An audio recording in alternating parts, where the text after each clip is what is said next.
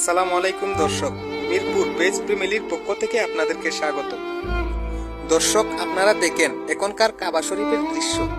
আরে এটা তো সেই কাবা শরীফ যে কাবা শরীফ হযরত ইব্রাহিম আলাইহিস সালাম তার পুত্র ইসমাইলকে নিয়ে পুনরায় নির্মাণ করেছিলেন।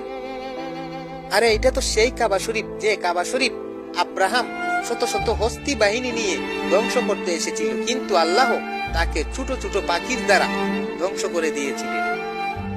আরে এটা তো সেই কাবা শরীফ যে কাবা শরীফের পবিত্রতা রক্ষার্থে নবী করিম সাল্লাল্লাহু আলাইহি ওয়াসাল্লামের সাহাবীগণ নির্দ্বিধায় শহীদ হয়েছেন, প্রাণ দিয়েছেন।